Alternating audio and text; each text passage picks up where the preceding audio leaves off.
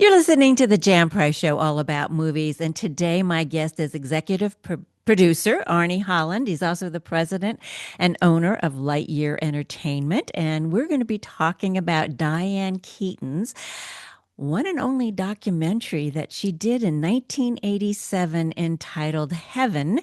And it is going to be re released by Arnie. So, welcome to the show, Arnie. It's a pleasure to have you here today. Thank you. Yeah, I think she actually started it before 87. We released it in 87.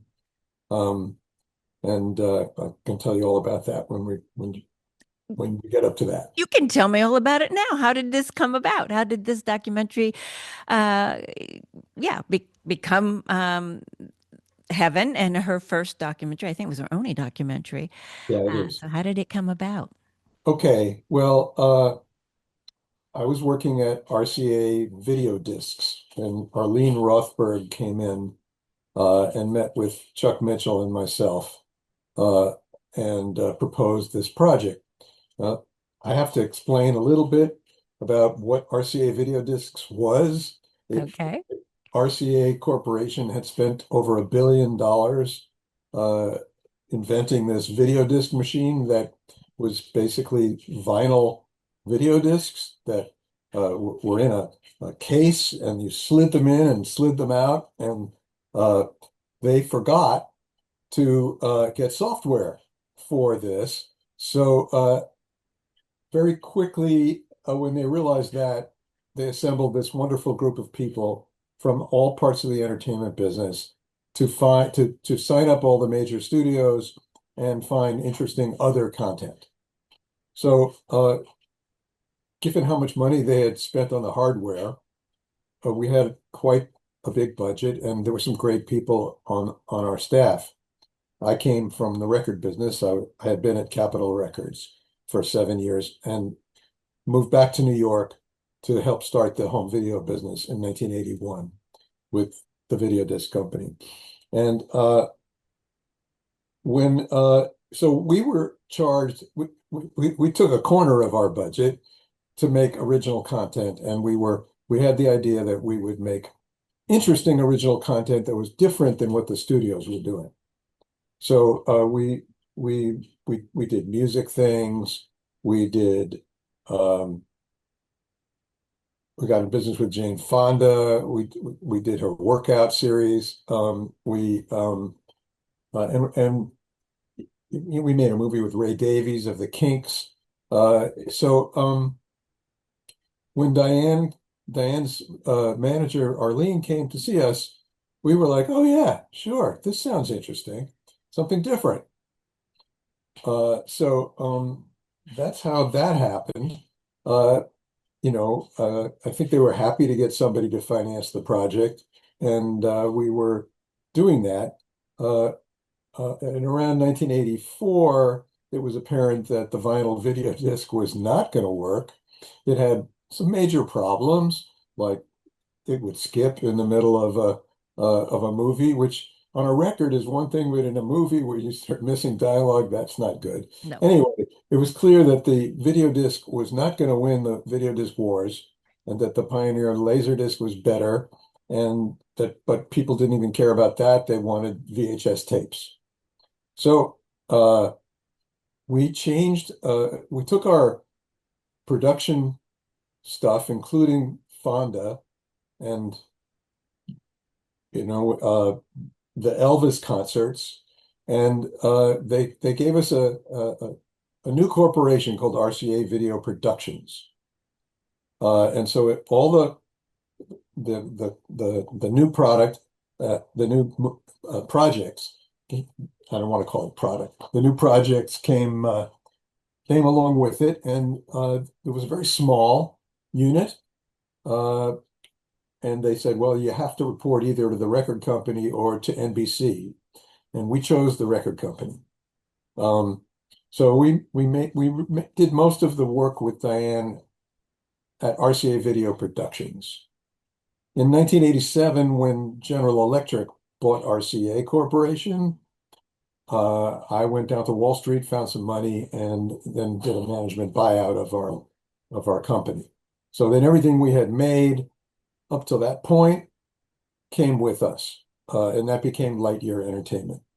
And I'm still at Lightyear Entertainment since 1987 when we were founded, and it's been an interesting ride. Um, so just before the closing of our deal to buy the company, uh, this film was finished, and we took it to Cannes for where the film had been selected for something called the Director's Fortnight, Hmm. which was for new directors. And this was Diane's directorial debut for a feature film. And it was wonderful. It was this press conference, and it was packed with all these journalists. And, but I was worried a couple days before about whether Diane would actually get on the airplane and come to France. But she did. She came. Oh, doesn't she? Didn't she like to fly? I don't know. I Oh, just okay.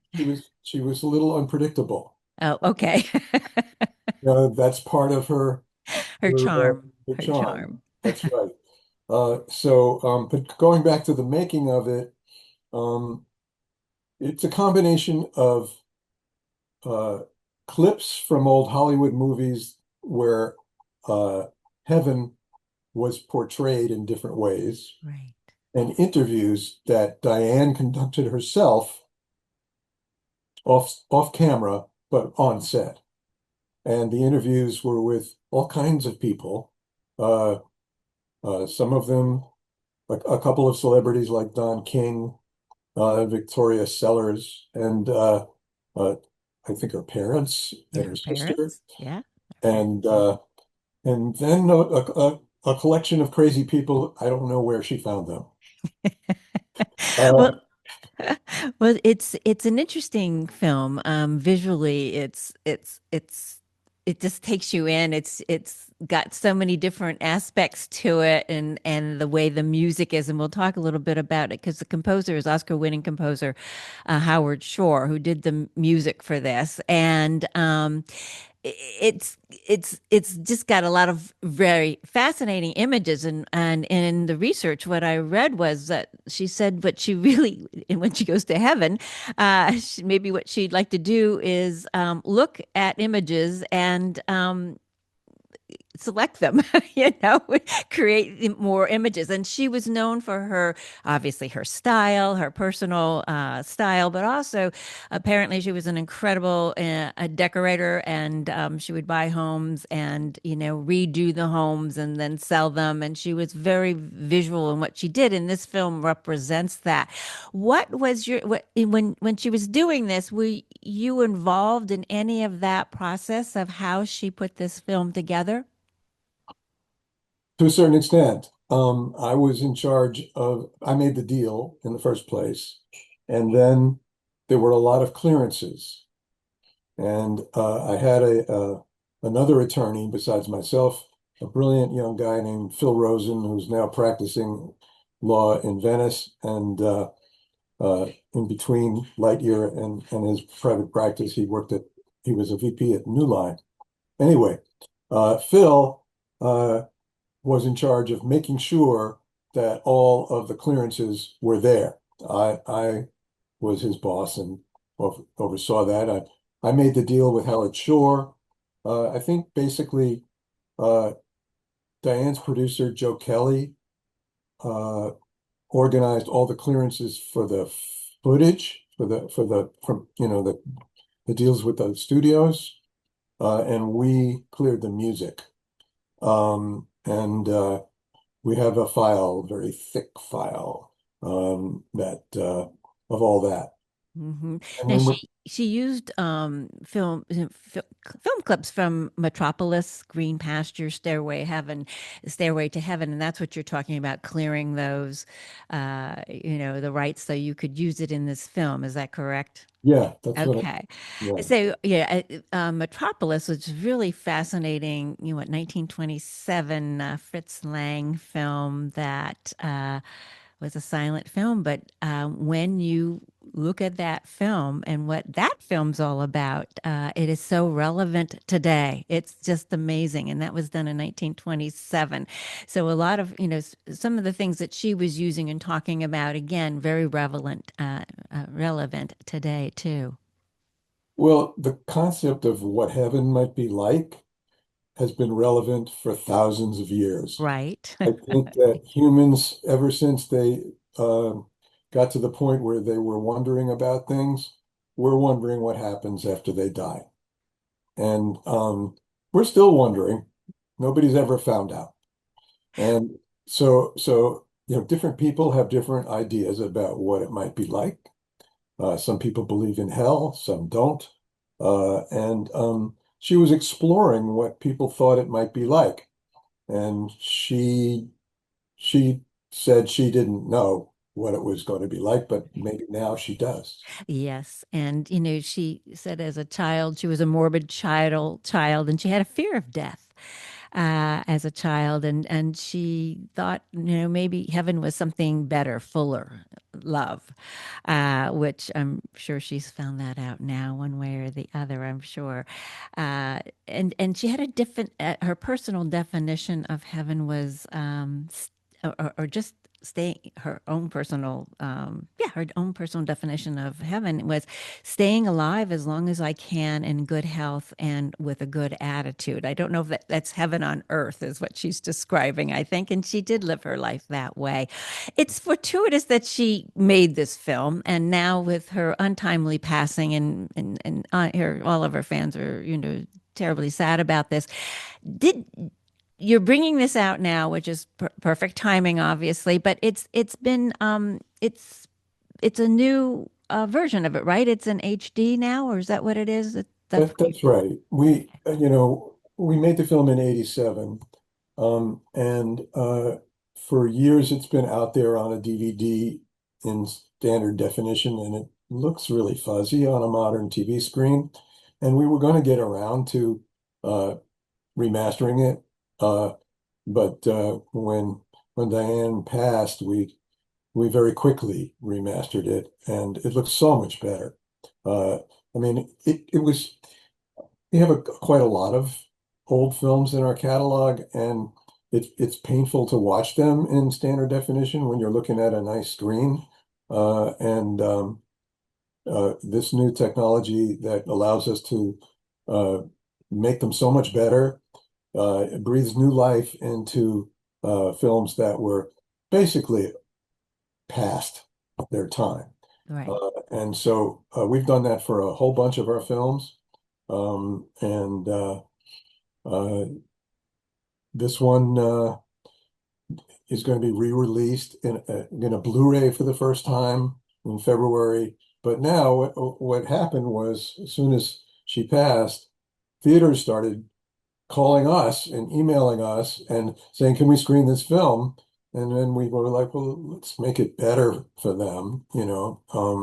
We have a screening in Los Angeles in Los Feliz at a nice theater, um, and it's being promoted by the Philosophical Research Society, Hmm. which I think is very appropriate. And Very. I'm going to be doing a Q&A there. Um, and I hope it gets stimulating. I mean, one of the things about this film that always was the case, even way back in the '80s, was it stimulated conversation. Mm-hmm. It Mm-hmm. stimulated people thinking about what heaven might be like, and conversation between people who watched the movie of what their own ideas were.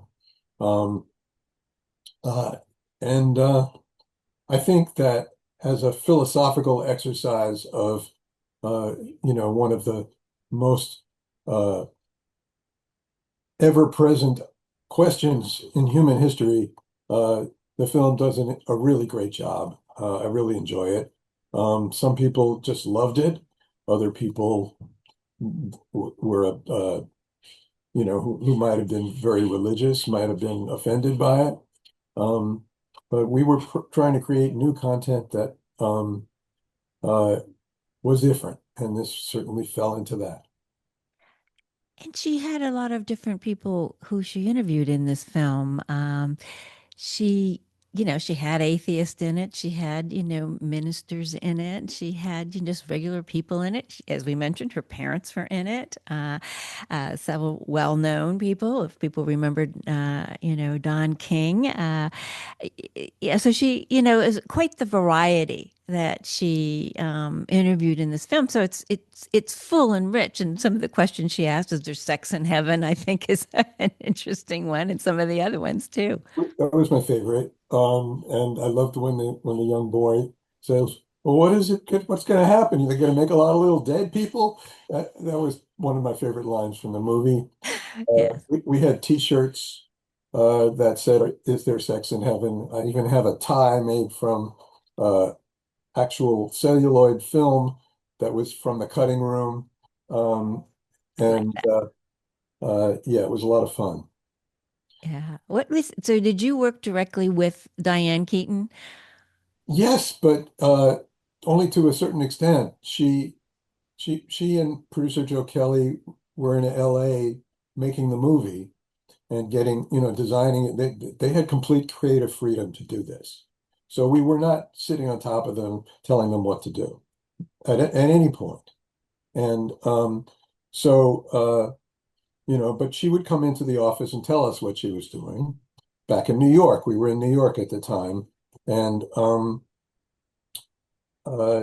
remember one Christmas she gave us each a globe of the earth that lit up from had a light inside of it. And that was nice, a nice Christmas present. Um, uh, when we when we went to Cannes, we interfaced with her much more than we had back in America. Because she was there, we were there. We had this press conference. We all went out to dinner at a fancy French restaurant, and she brought some of her friends with her. Carol Kane was there, and at the time, her boyfriend was Woody Harrelson, so he was at our dinner too. Oh, wow. I didn't know that. Uh, I sat next to him, but at the time, all he'd ever done was Cheers, and I didn't know anything about him. I wish I had talked to him more. Hmm. We were focused on Diane, but here was somebody who turned into a huge movie star Right. sitting right to my right, and I wish I'd got to know him better. Um, we had a little bidding war for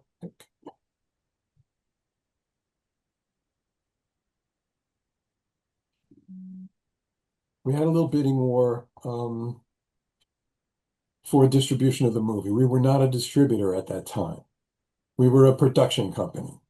We I came from the music business. Chuck came from the TV business, and Tom, our other partner, came from the TV business as well. Tom's uh, had been executive producer for Kung Fu and had cast David Carradine in the role, uh, uh, which might have been not the choice I would have made because he also could have had Bruce Lee. But Bruce Lee scared him a little bit, and he thought his accent would be difficult for American audiences to understand. Anyway, so we didn't know how to distribute a film. So we were going to license the film to another distributor. And at the time, there were a lot of independent distributors who were picking up independent films. And there was a bit of a bidding war for this.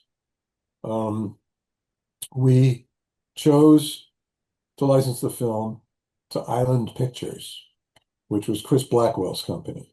And I was very impressed with Chris Blackwell because he had uh, managed Bob Marley and made him such a huge success. And I was a real fan of the Marley music. So I didn't meet Chris at that point, but I made this deal with the head of Island Pictures, and they were going to take it out theatrically. Um, and there was a big check they were supposed to write us, and then they didn't. Oh. And we were like, what happened here? And what happened was they put the movie out in theaters. It didn't do as well as they'd liked, and they thought they could get out of the deal Mm. by simply stiffing us, which Hmm. was very disturbing. Um, Yes. They claimed that maybe we didn't clear all the clips or music. And as I told you before, Right. we had this big file, we had cleared everything. Right. So we had to sue them to get paid.